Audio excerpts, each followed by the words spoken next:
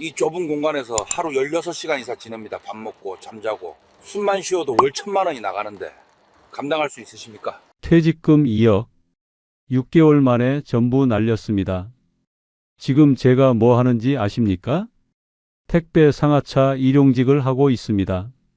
오늘 제 이야기를 끝까지 들으시면 여러분은 절대 저처럼 힘든 삶을 살지 않을 겁니다. 구독과 좋아요, 당신의 노후를 지키는 첫 번째 안전장치입니다. 퇴직 파티 날이었습니다. 35년 근속, 회사 물류팀장으로 정년까지 채웠습니다. 동료들이 준비한 조촐한 파티였습니다.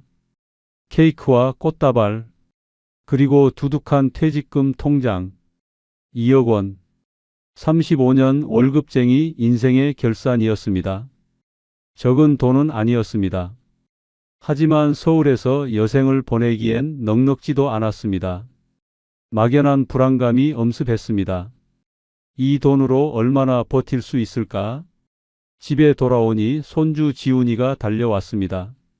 할아버지, 저는 5살 손주를 안아 올렸습니다. 무겁더군요. 벌써 이렇게 컸나? 지훈아, 할아버지 오늘 퇴직했어. 이제 매일 같이 놀 수 있어. 며느리가 옆에서 조용히 말했습니다. 아버님 축하드려요. 이제 푹 쉬세요. 그 말이 왠지 씁쓸했습니다. 62에 푹 쉬라니. 아직 건강한데? 아직 일할 수 있는데? 저녁 식사 자리. 아들이 말했습니다. 아버지 퇴직금 잘 관리하셔야 돼요. 요즘 사기 많으니까 조심하시고요. 은행 적금이나 국채 같은 거 안전한 데 넣어두세요. 내가 걱정할 것 없다. 아빠가 35년 물류 일했는데 그 정도는 알아서 할 수 있어. 저는 조금 퉁명스럽게 대답했습니다. 솔직히 아들한테 조언 듣는 게 기분이 좋지 않았습니다. 그날 밤 잠이 오지 않았습니다. 62. 이제 늙은이 취급을 받는구나. 쉬라는 말, 조심하라는 말, 전부 늙었으니 가만히 있으라는 뜻 아닙니까? 휴대폰을 켰습니다. 유튜브를 켰습니다. 무심코 추천 영상을 눌렀습니다. 16시간 운전 월 매출 1,800만 원. 젊은 화물차 사장님의 하루. 영상을 보는 순간 눈이 번쩍 띄었습니다. 2002년생. 25살 젊은이가 평판 트레일러를 몰고 있었습니다. 새벽 6시 출발. 천안 하차, 당진 상차, 경산 하차, 포항 상차. 하루 800km. 환탕에 100만 원. 한 달 매출 1,800만 원. 고정비 1,100만 원 빼도 700만 원이 남는다고 했습니다. 젊은이는 말했습니다. 한 달에 적금 300만 원씩 넣고 있어요. 결혼 자금 모으려고요. 2년만 더 하면 1억 모을 수 있을 것 같아요. 가슴이 뛰었습니다. 25세에 한 달에 700만 원을 번다고? 저는 35년 물류팀장이었습니다. 화물차 배차부터 운송 경로까지 전부 다 알고 있습니다. 저 젊은이보다 훨씬 잘할 수 있을 것 같았습니다. 영상을 멈추고 계산기를 두드렸습니다. 한 달 700만 원이면 1년에 8,400만 원. 3년이면 2억 5천만 원. 지금 가진 2억에 더하면 3억 5천만 원입니다. 손주 교육비 대주고도 남습니다. 다음 날 아침 아내에게 말했습니다. 여보, 나 일 좀 해볼까 봐. 뭔데요? 화물차 운전이야. 아내가 숟가락을 놓았습니다. 당신 정신이 있는 거예요? 62에 무슨 화물차예요? 여보, 내 말 좀 들어봐. 저는 휴대폰을 꺼내 유튜브 영상을 보여줬습니다. 이 젊은이 봐. 25살인데 한 달에 700만 원 벌어. 나는 35년 물류 경험이 있어. 이 친구보다 훨씬 잘할 수 있어. 아내가 고개를 저었습니다. 당신 물류팀장이었지 운전기사 아니었잖아요. 사무실에서 서류 보던 사람이 갑자기 화물차를 운전한다고요? 그 말에 기분이 상했습니다. 나도 현장 경험 많아. 물류센터 누구보다 잘 알아. 배차 시스템 경로 최적화 전부 내가 다 짰던 거야. 운전만 하면 돼. 그게 뭐가 어려워.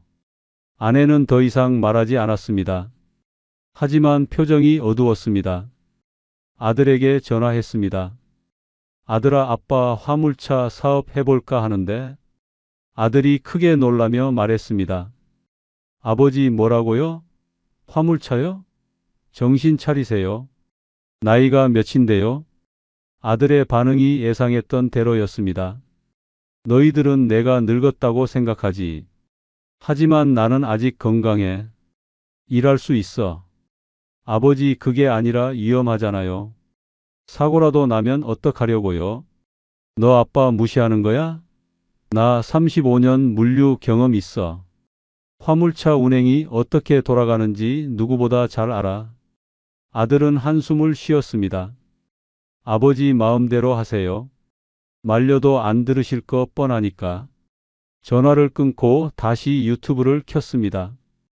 평판 트레일러 관련 영상을 닥치는 대로 봤습니다. 대부분 젊은 사람들이었습니다. 하지만 50대 사장님도 있었습니다. 나이는 문제가 아니었습니다. 한 영상에서 48세 사장님이 말했습니다. 나이 들어서 시작했지만 잘 되고 있어요. 경험이 있으면 배차 받기도 쉽고 사고율도 낮아요. 그 말에 확신이 섰습니다. 그날 밤 잠자리에 들기 전 아내가 조용히 물었습니다. 정말 할 거예요? 네, 할 거예요. 3년만 하고 그만둘게요. 3년이면 충분히 목돈 모을 수 있어요. 아내가 한숨을 쉬었습니다. 알았어요. 당신 하고 싶은 대로 해요. 하지만 조심해요. 제발 사고만은 내지 마세요. 그날 밤 저는 오랜만에 설레는 마음으로 잠들었습니다. 내일부터 본격적으로 알아봐야겠다. 차량 가격 할부 조건 중고 시세. 준비할 게 많았. 하지만 두렵지 않았습니다. 오히려 기대됐습니다. 35년 월급쟁이 인생. 이제 내 사업을 시작합니다. 젊은이들만 성공하는 게 아닙니다. 경험 많은 예순들도 할 수 있습니다. 그렇게 저의 운명이 결정됐습니다. 그때는 몰랐습니다. 이것이 지옥으로 가는 첫걸음이 될 줄은. 시청 전 구독과 좋아요를 눌러주시면 여러분의 노후를 지키는 작은 행운이 될 수 있습니다. 다음 날부터 본격적으로 알아보기 시작했습니다. 평판 트레일러 가격을 검색했습니다. 스카니아 신차가 3억 5천만 원, 중고는 2억부터 시작했습니다. 생각보다 비쌌습니다. 하지만 유튜브 영상 속 젊은이도 신차를 샀다고 했습니다. 7년 할부로 한 달에 420만 원, 고정비를 다 합쳐도 1,100만 원, 매출이 1,800만 원이면 충분히 감당할 수 있었습니다. 경기도 평택에 있는 화물차 대리점을 찾아갔습니다. 쇼룸에 들어서니 거대한 트레일러들이 줄지어 서 있었습니다. 압도적이었습니다. 저 큰 차를 내가 몰 수 있을까? 영업사원이 다가왔습니다. 어서 오세요. 뭘 찾으세요? 평판 트레일러 알아보러 왔습니다. 아, 스카니아 모델 보시는 거죠? 요즘 제일 인기 많습니다. 네, 그거요. 이 모델이 S540입니다. 가격은 3억 5천만 원이고요. 7년 할부 가능합니다. 한 달에 420만 원 정도 나갑니다. 유튜브에서 본 그 가격이었습니다. 여기에 지입료가 250만 원 정도 나가고요. 기름값은 한 달에 280만 원 정도. 보험료 80만 원. 통행료 정비비 합치면 고정비가 한 달에 1,100만 원 정도 됩니다. 영업사원이 설명했습니다. 고정비가 1,100만 원이면 매출이 얼마나 나와야 하나요? 평균적으로 한 달에 1,800만 원 정도 나옵니다. 하루 한탕에 100만 원씩 잡으면 25일 정도 일하시면 돼요. 그러면 700만 원 정도 순수익 남으시죠. 계산이 맞아떨어졌습니다. 유튜브에서 본 것과 똑같았습니다. 하지만 한 가지 걱정이 있었습니다. 제 나이가 62인데 괜찮을까요? 영업사원이 웃으며 말했습니다. 요즘 50대, 60대 사장님들 많으십니다. 경험 있으시면 오히려 더 좋아요. 젊은 기사들보다 사고율도 낮고 성실하시거든요. 그 말에 안심이 됐습니다. 저는 35년 물류 경험이 있어요. 배차 시스템도 잘 알고 경로 최적화도 할 수 있어요. 그럼 완벽하시네요. 바로 시작하셔도 문제 없으실 겁니다. 영업사원이 확신에 찬 목소리로 말했습니다. 집에 와서 아내와 상의했습니다. 여보, 오늘 가서 알아봤는데 할만해요. 한 달에 700만 원은 충분히 남길 수 있대요. 아내가 여전히 걱정스러운 표정으로 물었습니다. 그래도 할부가 7년이잖아요. 중간에 못하면 어떡해요? 괜찮아요. 3년만 하면 돼요.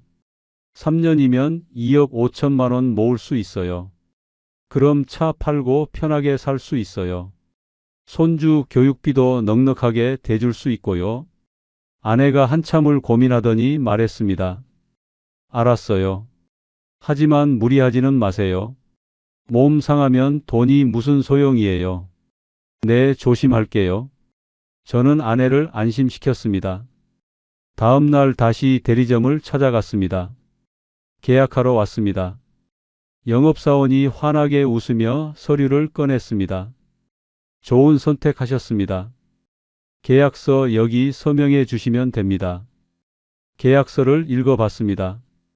차량 가격 3억 5천만 원, 7년 할부 월 420만 원, 중도 상환 시 위약금 발생, 차량 소유권은 완납 시까지 금융사 귀속, 모든 조건이 명시되어 있었습니다. 잠시 망설여졌습니다. 7년 할부, 62부터 69까지, 그때까지 이 일을 할 수 있을까? 하지만 3년만 하면 됩니다. 충분히 할 수 있습니다. 도장을 찍었습니다. 2억 원이 통장에서 빠져나갔습니다. 계약금이었습니다. 남은 1억 5천만 원은 7년 동안 갚아나가면 됩니다. 한 달에 420만 원씩 축하드립니다. 다음 주에 차량 인도 가능합니다. 그때 운행 교육도 해드릴게요. 영업사원이 악수를 청했습니다. 손을 잡았습니다. 떨렸습니다. 설렘인지 두려움인지 알 수 없었습니다. 집에 와서 아내에게 말했습니다. 여보, 계약했어요. 다음 주에 차 나와요. 아내가 복잡한 표정으로 고개를 끄덕였습니다. 조심해요. 정말 조심하고요. 아들에게도 전화했습니다. 아들아, 아빠 차 샀어. 다음 주부터 일 시작해. 아들이 한숨을 쉬며 말했습니다. 아버지, 제발 무리하지 마세요. 사고 나면 큰일 나요. 걱정 마. 아빠가 35년 물류 경험이 있는데 뭐가 걱정이야? 저는 자신감 넘치는 목소리로 대답했습니다. 하지만 속으로는 조금 불안했습니다. 정말 할 수 있을까? 밤에 유튜브를 다시 봤습니다. 평판 트레일러 운전 영상을 여러 개 봤습니다. 어렵지 않아 보였습니다. 그냥 핸들 잡고 가면 되는 거였습니다. 짐 싣고 내리는 것도 지게차가 해줍니다. 한 영상에서 사장님이 말했습니다. 가장 힘든 건 졸음이에요. 하루 16시간씩 운전하다 보면 졸음이 쏟아져요. 하지만 익숙해지면 괜찮아요. 16시간 운전. 조금 걱정됐습니다. 62에 16시간씩 운전할 수 있을까? 하지만 젊은 사람들도 하는데 저라고 못할 게 뭐가 있습니까? 체력만 관리하면 됩니다. 다음 주가 기다려졌습니다. 새로운 출발입니다. 35년 월급쟁이에서 이제 사장님이 됩니다. 25살 젊은이가 하는 일을 예순들인 제가 못할 리 없습니다. 그날 밤 설레는 마음으로 잠들었습니다. 꿈에서 저는 거대한 트레일러를 몰고 고속도로를 달리고 있었습니다. 시원했습니다. 자유로웠습니다. 하지만 그것이 악몽의 시작이 될 줄은 그때는 몰랐습니다. 드디어 차량 인도일이었습니다. 대리점 주차장에 반짝이는 스카니아 평판 트레일러가 서 있었습니다. 거대했습니다. 높이가 4m가 넘었습니다. 제 차입니다. 제가 저걸 몰고 다닙니다. 영업사원이 다가왔습니다. 오늘 기본조작법 알려드릴게요. 올라가시죠. 운전석에 올랐습니다. 높았습니다. 승용차와는 차원이 달랐습니다. 계기판도 복잡했습니다. 여기가 시동이고요. 이게 기어입니다. 변속은 자동이라 어렵지 않으세요? 핸들이 좀 무거운데 익숙해지시면 괜찮으실 거예요. 영업사원이 하나하나 설명했습니다. 시동을 걸었습니다. 엔진 소리가 우렁찼습니다. 진동이 온몸으로 전해졌습니다. 이제 시작입니다. 천천히 출발했습니다. 핸들이 정말 무거웠습니다. 승용차의 3배는 되는 것 같았습니다. 주차장을 한 바퀴 돌았습니다. 뒤에 긴 트레일러가 딸려오는 게 신기했습니다. 코너를 돌 때 조심해야 했습니다. 뒤가 휘청거렸습니다. 20분 정도 연습하고 나니 조금 익숙해졌습니다. 이 정도면 운행 가능하시겠어요? 영업사원이 물었습니다. 네, 할 수 있을 것 같아요. 솔직히 자신은 없었습니다. 하지만 해야 했습니다. 2억 원을 투자했습니다. 집으로 가는 길이 험난했습니다. 고속도로는 그나마 괜찮았습니다. 직선이었으니까요. 하지만 톨게이트를 빠져나오는 순간부터 긴장됐습니다. 좁은 도로에서 이 큰 차를 몰아야 했습니다. 겨우겨우 집 근처 주차장에 도착했습니다. 땀이 비 오듯 흘렀습니다. 1시간 운전했을 뿐인데 온몸이 뻐근했습니다. 특히 허리가 아팠습니다. 오랜만에 긴장해서 그런가 봅니다. 아내가 나와서 차를 보더니 눈이 휘둥그레졌습니다. 세상에, 이게 얼마나 큰 거예요? 거대했습니다. 우리 아파트 주차장을 가득 채울 정도였습니다. 이게 3억 5천만 원짜리예요. 다음 날부터 본격적으로 배차를 받기 시작했습니다. 지입 회사에 등록했습니다. 한 달에 250만 원 내면 일을 배정해 준다고 했습니다. 첫 배차가 들어왔습니다. 내일 새벽 6시에 포항에서 코일 실고 천안까지 가시면 됩니다. 천안에서 하차하고 당진에서 다시 싣고 경산으로 가세요. 경산 하차 후 다시 포항으로 올라오시고요. 계산해보니 왕복 800km였습니다. 환탕에 120만 원. 나쁘지 않았습니다. 한 달에 21만 일하면 2,400만 원. 고정비 1,100만 원 빼도 1,300만 원 남습니다. 그날 밤 일찍 잠자리에 들었습니다. 새벽 4시에 일어나야 했습니다. 6시까지 포항에 도착하려면 2시간은 필요했습니다. 하지만 잠이 오지 않았습니다. 긴장됐습니다. 새벽 4시에 일어났습니다. 아내가 일찍 일어나 아침을 차려줬습니다.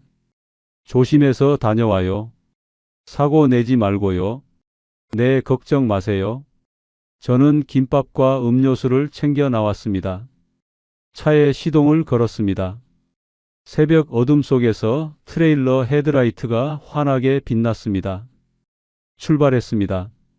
고속도로는 한산했습니다. 달리는 게 생각보다 어렵지 않았습니다. 2시간 만에 포항에 도착했습니다. 상차 현장이었습니다. 지게차가 코일을 싣기 시작했습니다. 21톤짜리 철판 코일 5개. 엄청난 무게였습니다. 차체가 가라앉는 게 느껴졌습니다. 상차가 끝났습니다. 이제 천안까지 가야 합니다. 300km, 3시간 반 정도 걸립니다. 출발했습니다. 짐을 실으니 차가 무거웠습니다. 가속이 느렸습니다. 고속도로에 진입했습니다. 속도를 올렸습니다. 하지만 승용차처럼 빠르지 않았습니다. 시속 80km가 한계였습니다. 뒤에서 차들이 추월해 갔습니다. 2시간쯤 지났을까요? 졸음이 쏟아졌습니다. 눈꺼풀이 무거웠습니다. 고개가 꺾였습니다. 깜짝 놀라 정신을 차렸습니다. 위험했습니다. 휴게소에 들어가 커피를 마셨습니다. 15분 쉬고 다시 출발했습니다. 하지만 계속 졸렸습니다. 차창을 열었습니다. 찬바람이 얼굴을 때렸습니다. 그래야 정신이 들었습니다. 62 몸으로 새벽 운전이 이렇게 힘든 줄 몰랐습니다. 겨우 천안에 도착했습니다. 오전 11시였습니다. 5시간 걸렸습니다. 하차했습니다. 이제 당진으로 가야 합니다. 60km, 1시간 거리입니다.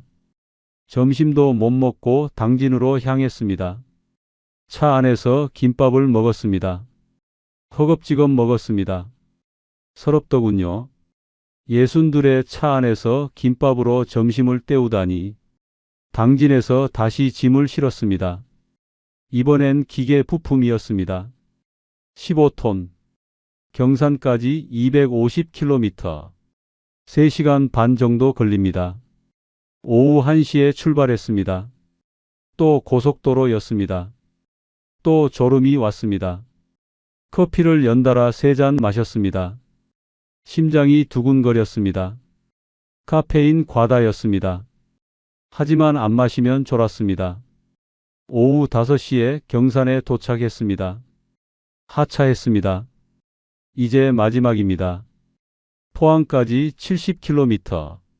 1시간 반이면 도착합니다. 포항에서 다시 짐 싣고 집으로 가면 끝입니다. 포항에 도착했습니다. 오후 7시였습니다. 상차했습니다. 집으로 출발했습니다. 집까지 100km. 1시간 반. 밤 9시쯤 도착할 것 같았습니다. 고속도로를 달렸습니다. 어두웠습니다. 헤드라이트만이 앞을 비췄습니다. 졸음이 극심했습니다. 눈을 감으면 그대로 잠들 것 같았습니다. 창문을 활짝 열었습니다. 겨울 찬바람이 들이쳤습니다. 밤 9시 반에 집에 도착했습니다. 새벽 4시 출발이었으니 17시간 반을 일한 겁니다. 차에서 내렸습니다. 다리가 휘청거렸습니다. 허리가 끊어질 것 같았습니다. 집에 들어갔습니다. 아내가 저녁을 차려놨습니다. 밥을 먹었습니다. 맛이 없었습니다. 너무 피곤해서 입맛이 없었습니다. 샤워하고 침대에 누웠습니다. 오늘 120만 원 벌었습니다. 하지만 몸이 너무 힘들었습니다. 25살은 17시간씩 일해도 괜찮을지 모릅니다. 하지만 62은 달랐습니다. 잠들기 전에 생각했습니다. 내일도 배차가 있습니다. 또 새벽 4시에 일어나야 합니다. 버틸 수 있을까? 하지만 버텨야 합니다. 한 달에 1100만 원 고정비를 갚아야 하니까요. 그날 밤 악몽을 꿨습니다. 고속도로에서 졸음운전하다 사고 나는 꿈이었습니다. 깨어났을 때 온몸이 땀으로 젖어 있었습니다. 2주일이 지났습니다. 열흘 동안 일했습니다. 하루도 쉬지 않았습니다. 쉴 수 없었습니다. 한 달에 1100만 원 고정비를 갚으려면 최소 20일은 일해야 했으니까요. 몸이 무너지기 시작했습니다. 허리가 아팠습니다. 하루 16시간씩 운전석에 앉아 있으니 허리가 견딜 수 없었습니다. 병원에 갔습니다. 의사가 엑스레이를 찍어보더니 말했습니다. 디스크 초기입니다. 지금 당장 쉬셔야 돼요. 계속 이러시면 수술해야 될 수도 있어요. 무슨 일 하세요? 화물차 운전합니다. 의사가 고개를 저었습니다. 그 일은 허리에 최악이에요. 다른 일 알아보세요. 쉴 수 없습니다. 한 달에 1,100만 원이 나갑니다. 하루라도 쉬면 그만큼 적자입니다. 진통제를 처방받았습니다. 파스를 받았습니다. 그걸로 버텨야 했습니다. 무릎도 아프기 시작했습니다. 브레이크를 밟는 오른쪽 무릎이 시큰거렸습니다.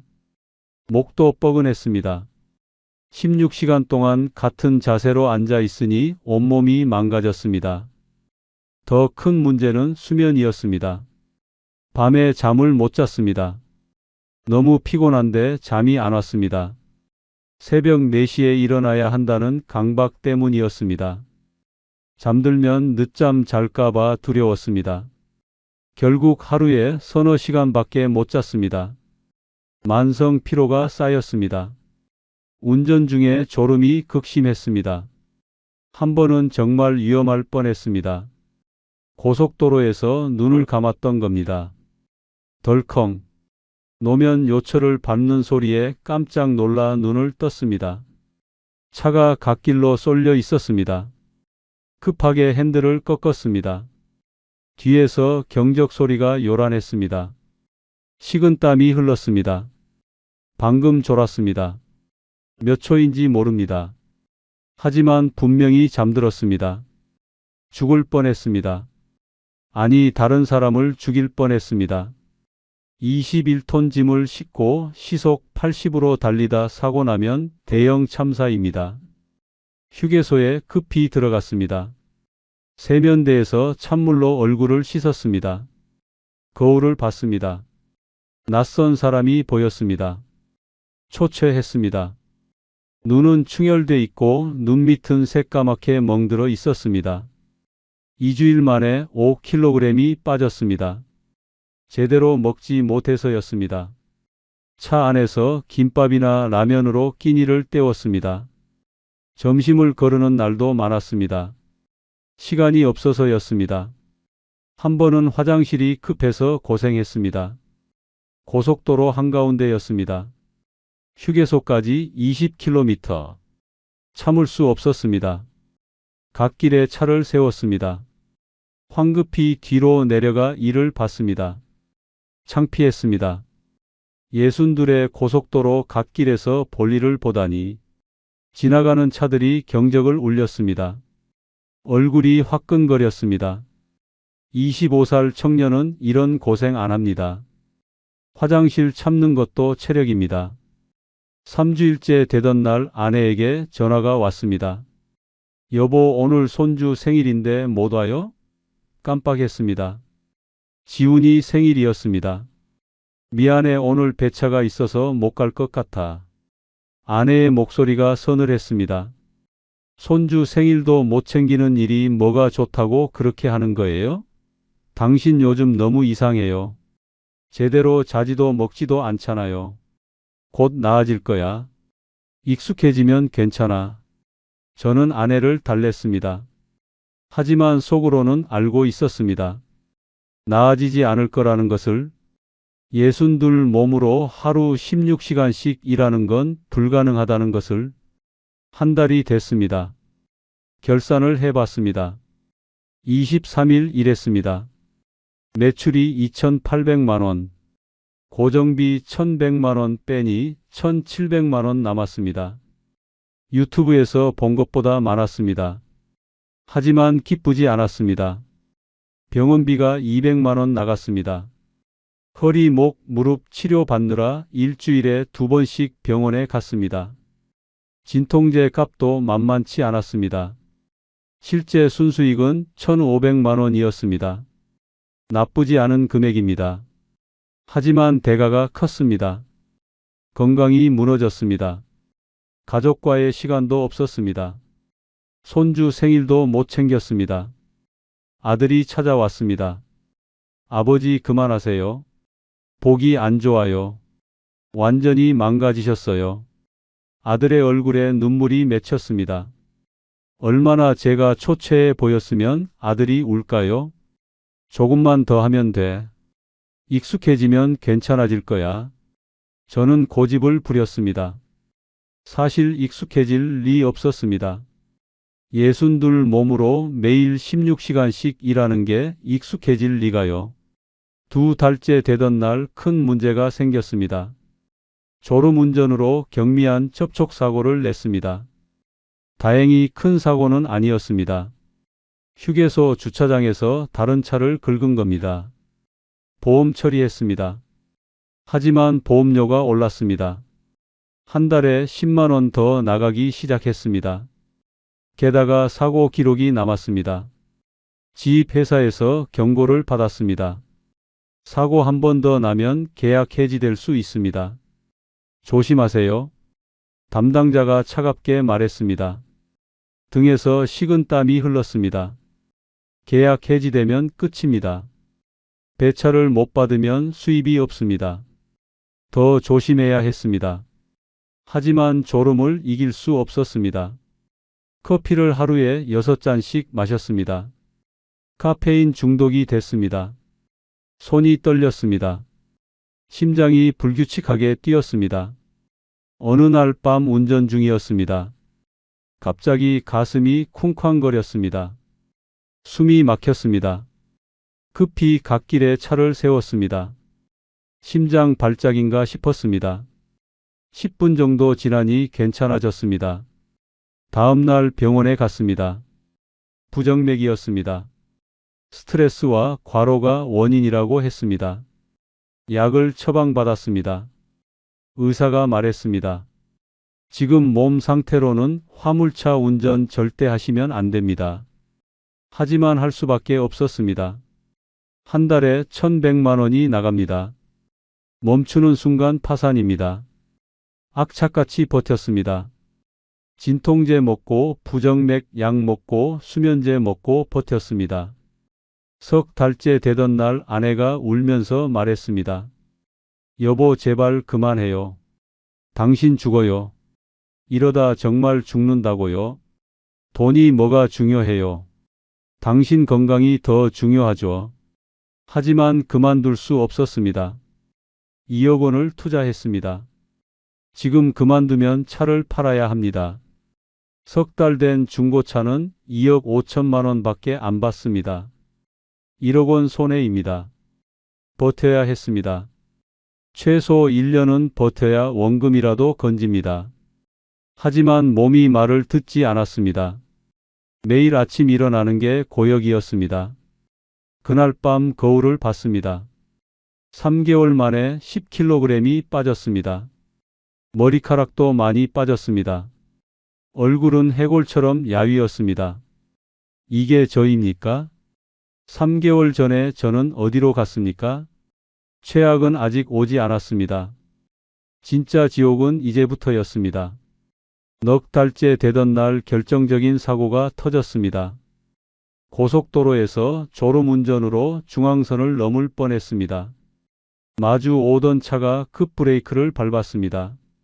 저는 깜짝 놀라 핸들을 꺾었습니다. 트레일러가 흔들렸습니다. 짐이 쏠렸습니다. 20톤 화물이 한쪽으로 쏠리니 차체가 기울었습니다. 전복될 것 같았습니다. 간신히 중심을 잡았습니다. 갓길에 차를 세웠습니다. 온몸이 떨렸습니다. 방금 죽을 뻔했습니다. 아니, 다른 사람을 죽일 뻔했습니다. 마주 오던 차에는 가족이 타고 있었습니다. 아이들도 보였습니다. 만약 충돌했다면 끔찍한 참사였을 겁니다. 경찰이 왔습니다. CCTV에 다 찍혔다고 했습니다. 중앙선 침범의 위험 운전. 벌점 60점에 벌금 200만 원. 면허 정지 3개월이라고 했습니다. 면허 정지 3개월. 즉 3개월 동안 일을 못한다는 뜻입니다. 3개월이면 고정비만 3,300만 원입니다. 수입은 없는데 돈만 나갑니다. 끝났습니다. 집에 돌아와 아내에게 말했습니다. 여보, 면허 정지 3개월 받았어. 아내가 주저앉았습니다. 어떡해요? 그럼 할부는 어떻게 갚아요? 저도 모르겠었습니다. 정말 모르겠었습니다. 은행에서 전화가 왔습니다. 이번 달 할부금이 입금되지 않았습니다. 면허 정지로 수입이 없다고 설명했습니다. 담당자는 냉정했습니다. 그건 저희가 알 바 아닙니다. 일주일 내로 입금하세요. 일주일 후에도 돈이 없었습니다. 통장에 500만 원밖에 없었습니다. 할부금은 420만 원. 하지만 지입료 250만 원도 내야 했습니다. 차를 놀려도 지입료는 나갑니다. 은행에서 다시 전화가 왔습니다. 이번 주까지 안 들어오면 차량 회수 절차에 들어갑니다. 가슴이 철렁했습니다. 차량 회수되면 모든 게 끝입니다. 아내 적금을 깼습니다. 800만 원이었습니다. 노후 자금으로 모아둔 돈이었습니다. 그걸로 할부금과 지입료를 냈습니다. 하지만 다음 달은 어떻게 합니까? 아들에게 손을 벌렸습니다. 아들아, 1,000만 원만 빌려줄 수 있니? 아버지, 지금 제 상황도 안 좋아요. 전세 대출 갚느라 여유가 없어요. 아들도 어려웠습니다. 더 이상 말할 수 없었습니다. 친구들에게 연락했습니다. 하지만 다들 사정이 있었습니다. 60 넘은 나이에 누가 돈을 빌려줍니까? 게다가 2억 원짜리 화물차 할부 갚는다는데 누가 믿고 빌려줍니까? 결국 대부업체를 찾았습니다. 이자가 연 20%였습니다. 2천만 원을 빌렸습니다. 한 달 이자만 33만 원입니다. 하지만 선택의 여지가 없었습니다. 면허 정지 3개월 동안 3,300만 원이 나갔습니다. 할부금 1,260만 원, 지입료 750만 원, 보험료 240만 원, 대부업체 이자 100만 원, 기타 비용 500만 원, 수입은 0이었습니다. 적자 3,300만 원입니다. 통장 잔액이 바닥났습니다. 아내 적금도 다 깼습니다. 손주 교육비로 모아둔 돈도 썼습니다. 면허 정지가 풀렸습니다. 다시 일을 시작했습니다. 하지만 몸 상태가 엉망이었습니다. 석 달 동안 쉬었지만 회복되지 않았습니다. 오히려 더 나빠졌습니다. 석 달 동안 스트레스로 몸이 더 망가졌습니다. 첫 운행날 허리를 다쳤습니다. 짐을 확인하려고 올라갔다 내려오는데 발을 헛디뎠습니다. 허리가 삐끗했습니다. 일어날 수 없었습니다. 구급차로 실려갔습니다. 디스크 파열이었습니다. 수술이 필요하다고 했습니다. 수술비가 800만 원, 입원 기간 2주일, 회복 기간 4주일, 총 6주일 동안 일을 못합니다. 다시 적자가 시작됐습니다. 6주일이면 고정비만 2천만 원 넘게 나갑니다. 게다가 수술비 800만 원, 총 2,800만 원 추가 적자입니다. 은행에서 또 전화가 왔습니다. 할부금이 2개월 연체됐습니다.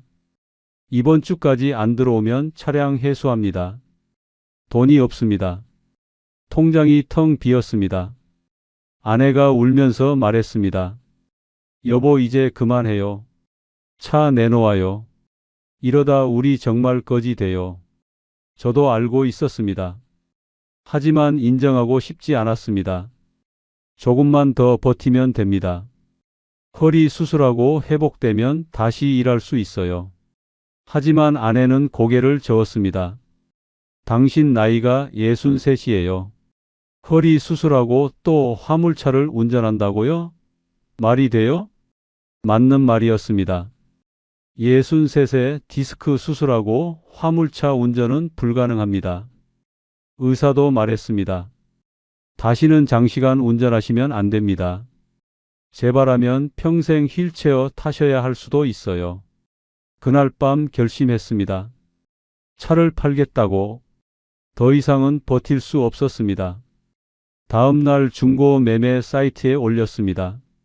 스카니아 평판 트레일러 6개월 운행 가격 2억 2천만 원. 전화가 왔습니다.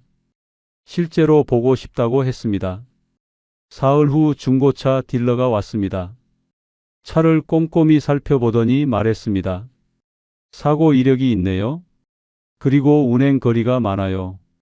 6만 킬로미터요. 가격은 얼마에 생각하세요? 2억 2천만 원입니다. 딜러가 코웃음을 쳤습니다. 이 상태로 2억 2천은 불가능합니다. 최대 1억 5천입니다. 1억 5천만 원. 3억 5천만 원 주고 산 차가 6개월 만에 1억 5천만 원이 됐습니다. 2억 원 손해입니다. 하지만 선택의 여지가 없었습니다. 팔았습니다. 1억 5천만 원을 받았습니다. 은행 대출 1억 3천만 원을 갚았습니다. 남은 돈 2천만 원. 대부업체 대출 2천만 원을 갚았습니다. 남은 돈 0원. 2억 원이 증발했습니다. 6개월 만에 35년 퇴직금이 사라졌습니다. 손에 남은 건 허리 디스크와 빚뿐이었습니다. 그날 밤 차가 견인차에 실려 나갔습니다. 아내와 함께 창밖으로 봤습니다. 거대한 트레일러가 작아져 갔습니다. 2억 원이 사라지는 순간이었습니다. 아내가 울었습니다. 저도 울었습니다. 63세 무일푼이 됐습니다. 앞으로 어떻게 살아야 할까요? 차를 판 다음 날 아침이었습니다. 일어날 이유가 없었습니다. 더 이상 새벽 4시에 일어나지 않아도 됩니다. 배차를 받지 않아도 됩니다. 하지만 기쁘지 않았습니다. 공허했습니다. 2억 원을 잃었습니다. 35년 일해서 모은 돈입니다. 6개월 만에 증발했습니다. 게다가 허리까지 망가졌습니다. 의사는 말했습니다. 무거운 것 들지 마세요. 오래 앉아 있지도 마세요. 그럼 뭘 하라는 겁니까? 63세 할 수 있는 일이 뭐가 있습니까? 사무직은 불가능합니다. 나이가 너무 많습니다. 육체 노동도 불가능합니다. 허리가 망가졌으니까요. 일주일 동안 집에 틀어박혀 있었습니다. 아무것도 하지 않았습니다. 그냥 멍하니 천장만 바라봤습니다. 아내가 밥을 차려줘도 먹지 않았습니다. 입맛이 없었습니다. 아들이 찾아왔습니다. 아버지 이러시면 안 돼요. 일어나세요. 뭐라도 하셔야죠. 아들의 눈에 눈물이 고였습니다. 미안했습니다. 아들에게 집 한 채 사줄 돈을 날렸습니다. 손주가 왔습니다. 할아버지 왜 우는 거예요? 지훈이가 제 얼굴을 만졌습니다. 제가 울고 있었던 겁니다. 눈물이 흐르고 있었습니다. 할아버지 아파요? 지훈이가 걱정스러운 얼굴로 물었습니다. 아니야 할아버지 안 아파. 지훈이 걱정하지 마. 하지만 목소리가 떨렸습니다. 5살 손주 앞에서 울고 있는 63 할아버지. 한심했습니다. 며느리가 조용히 말했습니다. 아버님 제가 아는 곳이 있는데 한번 알아보실래요? 택배 물류센터인데 상하차 일용직 구한대요. 일당이 12만 원이에요. 택배 상하차. 물류센터에서 박스 나르는 일입니다. 제가 35년 동안 물류팀장으로 일했습니다. 관리자였습니다. 이제는 바닥에서 박스를 나르는 일용직을 해야 합니까?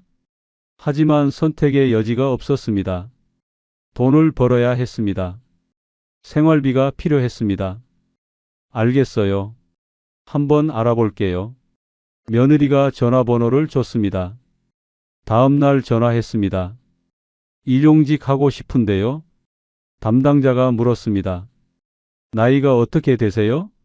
63입니다. 잠시 침묵이 흘렀습니다. 아, 63이시면 좀 힘드실 텐데요. 괜찮습니다. 할 수 있어요. 간절했습니다. 담당자가 말했습니다. 알겠습니다. 내일 오전 5시까지 센터로 오세요. 출근 시간이 오전 5시부터입니다. 또 새벽입니다. 화물차 운전할 때도 새벽이었습니다. 이제는 택배 상하차를 새벽에 해야 합니다. 63세 새벽 5시 출근. 한숨이 나왔습니다. 다음 날 새벽 4시 30분에 일어났습니다. 작업복을 입었습니다. 거울을 봤습니다. 낯선 사람이었습니다. 작업복 입은 63 일용직. 35년 전 물류팀장의 모습은 없었습니다. 물류센터에 도착했습니다. 거대한 건물이었습니다. 입구에 수십 명이 모여 있었습니다. 대부분 젊은 사람들이었습니다. 20대, 30대. 그 사이에 63인 제가 섞여 있었습니다. 담당자가 나왔습니다. 오늘 신규 분들 모이세요. 저를 포함해 5명이 앞으로 나갔습니다. 저만 나이가 많았습니다. 다른 사람들이 저를 쳐다봤습니다. 무슨 생각을 하는지 알 수 있었습니다. 오늘 하실 일은 간단합니다. 트럭에서 박스 내려서 컨베이어 벨트에 올리시면 돼요. 박스 무게는 5kg에서 20kg까지 다양합니다. 담당자가 설명했습니다. 20kg. 허리 수술한 지 한 달밖에 안 됐습니다. 의사는 10kg 이상은 들지 말라고 했습니다. 하지만 말할 수 없었습니다. 말하면 안 뽑아줄 겁니다. 작업이 시작됐습니다. 트럭 문이 열렸습니다. 박스가 가득 쌓여 있었습니다. 수백 개는 되어 보였습니다. 이걸 다 내려야 합니다. 젊은 직원들이 빠르게 박스를 날랐습니다. 하나씩 들어서 컨베이어 벨트에 올렸습니다. 속도가 빨랐습니다. 저도 박스를 들었습니다. 무거웠습니다. 허리에서 찌릿한 통증이 왔습니다. 참았습니다. 이를 악물고 박스를 날랐습니다. 하나, 둘, 셋. 10개쯤 나르니 숨이 찼습니다. 땀이 흘렀습니다. 허리가 끊어질 것 같았습니다. 옆에서 일하던 20대 청년이 말했습니다. 아저씨 괜찮으세요? 얼굴이 안 좋아 보이는데요? 괜찮아, 계속해. 저는 고개를 저었습니다. 쉴 수 없었습니다. 쉬면 일을 못한다고 할 겁니다. 2시간이 지났습니다. 트럭 한 대를 비웠습니다. 온몸이 땀으로 젖었습니다. 허리는 끊어질 듯 아팠습니다. 무릎도 떨렸습니다. 쉬는 시간이 10분 주어졌습니다. 구석에 앉아서 물을 마셨습니다. 손이 떨렸습니다. 63 몸으로 20kg 박스를 나르는 게 이렇게 힘든 줄 몰랐습니다. 그때 누군가 저를 불렀습니다. 김 팀장님? 고개를 들었습니다. 낯익은 얼굴이었습니다. 이 과장이었습니다. 예전에 제가 일하던 회사 후배였습니다. 이 과장, 여기서 뭐 하나? 이 과장이 당황한 표정으로 말했습니다. 저 여기서 물류 관리 일하는데요. 팀장님은요? 순간 대답할 말이 없었습니다. 나 지금 일용직 해. 상하차. 이 과장의 얼굴이 굳었습니다. 팀장님이요? 무슨 일 있으셨어요? 차마 말할 수 없었습니다. 2억 원 날린 이야기를 그냥 일 좀 하려고. 이 과장은 더 이상 묻지 않았습니다. 하지만 눈빛이 안쓰러웠습니다. 동정이었습니다. 예전 상사를 동정하는 후배의 눈빛. 작업이 재개됐습니다. 이 과장이 지나가며 조용히 말했습니다. 팀장님 무리하지 마세요. 몸 상하면 안 돼요. 그 말에 눈물이 날 뻔했습니다. 하지만 참았습니다. 6시간 작업이 끝났습니다. 일당 12만 원을 받았습니다. 손에 쥔 12만 원. 화물차 할 때는 하루에 100만 원도 벌었습니다. 이제는 12만 원입니다. 집에 돌아왔습니다. 현관문을 여는 것도 힘들었습니다. 허리가 너무 아팠습니다. 아내가 달려왔습니다. 여보 괜찮아요? 얼굴이 왜 그래요? 괜찮아. 그냥 좀 피곤해. 샤워하고 침대에 누웠습니다. 눈물이 났습니다. 63세 이 모양이 됐습니다. 35년 일해서 2억 원 모았다가 6개월 만에 날리고 일용직이 됐습니다. 하지만 이것도 견뎌야 했습니다. 살아야 했습니다. 가족을 위해서라도. 택배 상하차 일을 시작한 지 석 달이 지났습니다. 익숙해졌습니다. 더 이상 젊은 직원들 눈치를 보지 않았습니다. 63 일용직이라는 현실을 받아들였습니다. 한 달에 25일 일했습니다. 300만 원을 벌었습니다. 화물차 할 때의 5분의 1입니다. 하지만 감사했습니다. 일자리가 있다는 것만으로도 감사했습니다. 어느 날 작업 중이었습니다. 옆에서 일하던 60대 남성이 말을 걸어왔습니다. 형님 나이가 어떻게 되세요? 63입니다. 아, 저보다 한 살 많으시네요. 저는 62입니다. 쉬는 시간에 그분과 이야기를 나눴습니다. 이름은 박성민. 예전에 자영업을 했다고 했습니다. 무슨 사업 하셨어요? 식당이요. 프랜차이즈 식당 했었어요. 얼마나 하셨어요? 1년 하고 접었어요. 손해가 얼마나 됐어요? 박 씨가 한숨을 쉬었습니다. 2억 5천만 원이요. 퇴직금 전부 날렸어요. 가슴이 뜨끔했습니다. 저와 비슷했습니다. 저도 2억 원 날렸다고 말했습니다. 박 씨가 고개를 끄덕였습니다. 여기 일하는 사람들 보면 다 비슷해요. 60 넘어서 사업했다가 망한 사람들이요. 정말요? 그럼 여기 다들 그런 사연이 있는 건가요? 박 씨가 주위를 둘러보며 말했습니다. 저기 최 씨 보이시죠? 65인데 부동산 투자했다가 3억 날렸대요. 저기 김 씨는 주식으로 2억 날렸고요. 모두 비슷한 처지였습니다. 60 넘어서 퇴직금으로 뭔가 해보려다 실패한 사람들. 그 사람들이 지금 여기서 하루 12만 원 받으며 박스를 나르고 있었습니다. 박 씨가 조용히 물었습니다. 형님은 뭐 하셨어요? 화물차요. 평판 트레일러 했어요. 박 씨가 눈을 크게 떴습니다. 아, 저도 그거 할 뻔했어요. 유튜브에서 봤거든요. 저도 유튜브 보고 시작했어요. 박 씨가 한숨을 쉬었습니다. 유튜브가 문제예요. 성공한 사람들만 나오니까 우리도 할 수 있을 것 같잖아요. 하지만 그건 젊은 사람들 얘기예요. 맞는 말이었습니다. 유튜브의 25살과 62은 다릅니다. 체력이 다릅니다.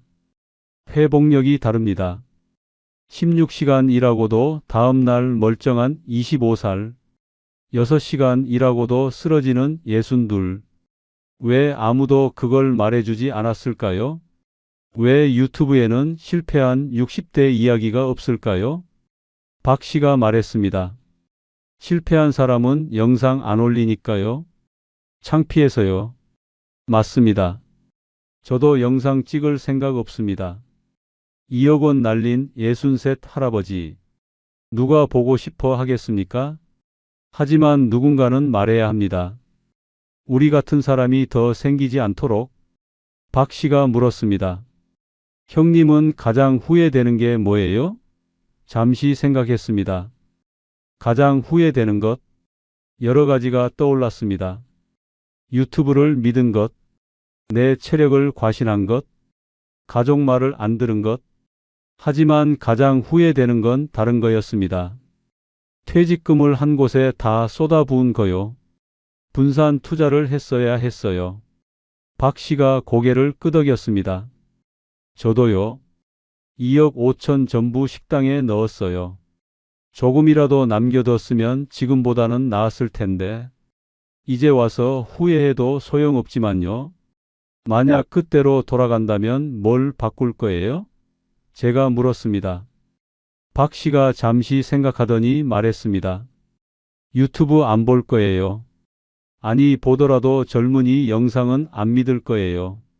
저도 마찬가지였습니다.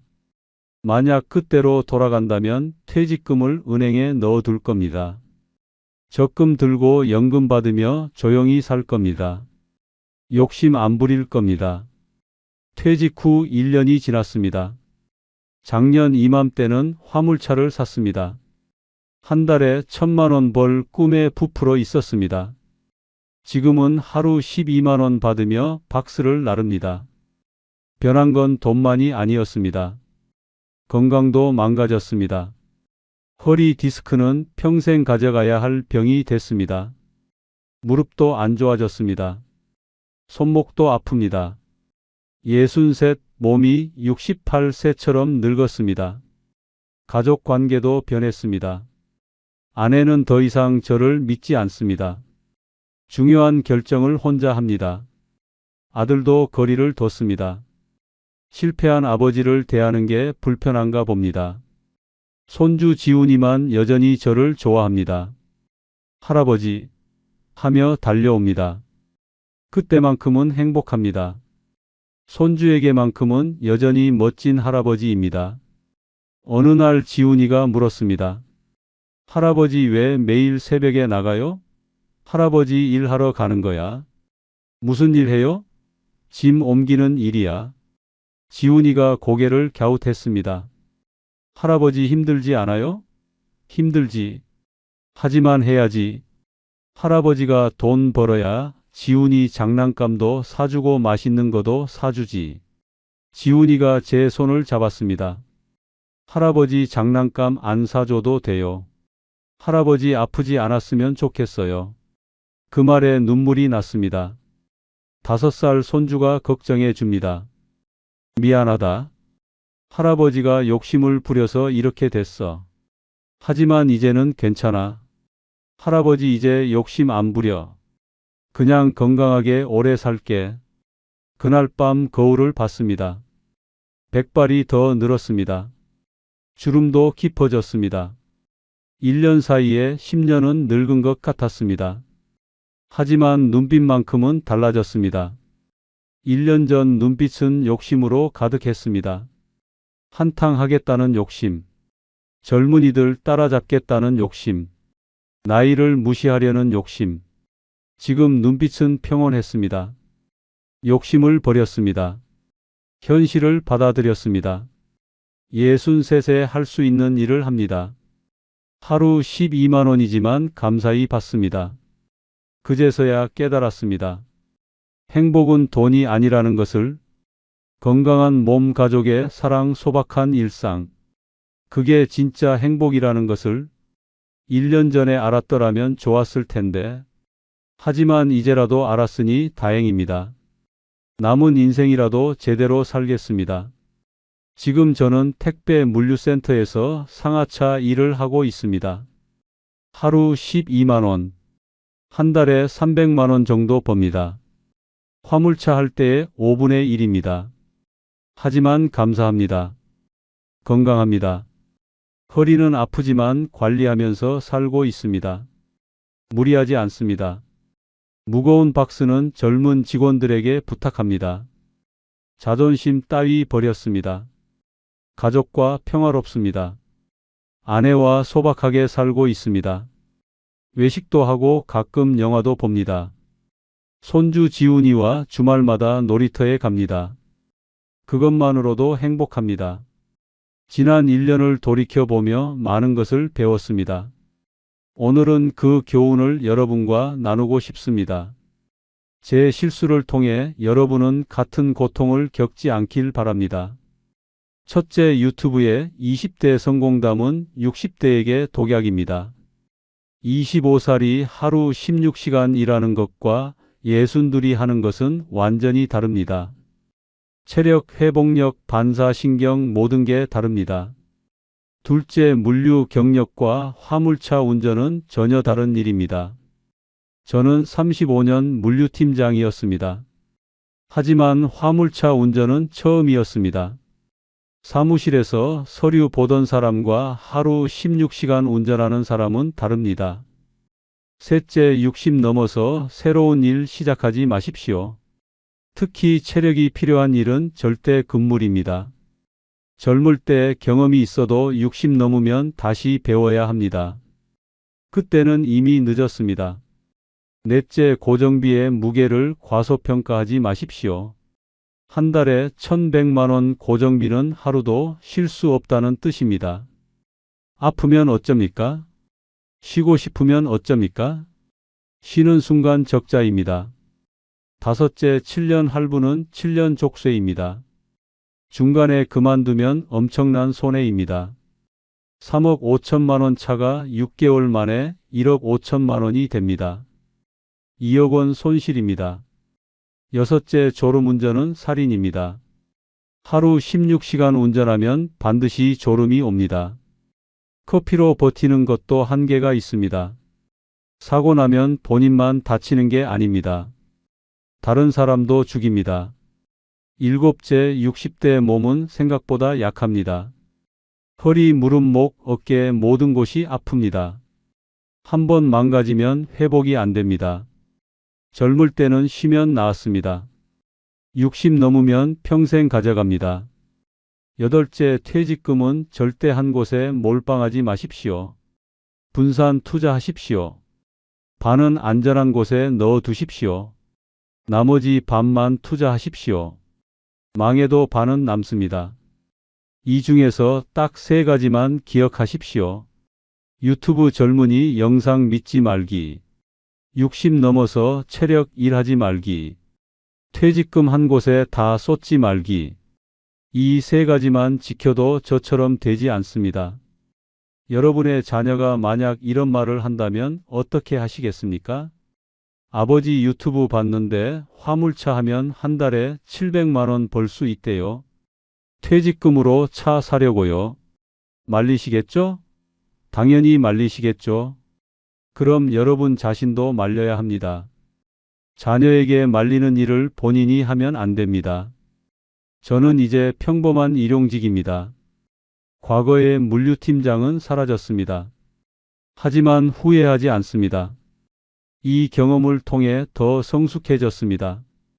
돈보다 중요한 게 무엇인지 깨달았습니다. 가족과 함께 웃을 수 있는 것, 건강하게 아침을 맞이하는 것, 손주와 놀이터에서 노는 것, 그게 진짜 행복입니다. 2억 원 있을 때는 몰랐습니다. 잃고 나서야 알았습니다. 지금 제 통장에는 1,000만 원 남았습니다. 아내 적금에서 모은 돈입니다. 이 돈은 절대 건드리지 않을 겁니다. 적금 들어서 조금씩 모을 겁니다. 손주 교육비에 조금이라도 보탤 수 있도록 일용직으로 300만 원 벌어서 검소하게 살겠습니다. 큰 욕심 부리지 않겠습니다. 그냥 평범하게 살겠습니다. 그게 제가 배운 가장 큰 교훈입니다. 여러분도 제발 욕심 부리지 마십시오. 유튜브에서 화려한 성공담 보면 혹합니다. 저도 그랬습니다. 하지만 그건 극소수의 이야기입니다.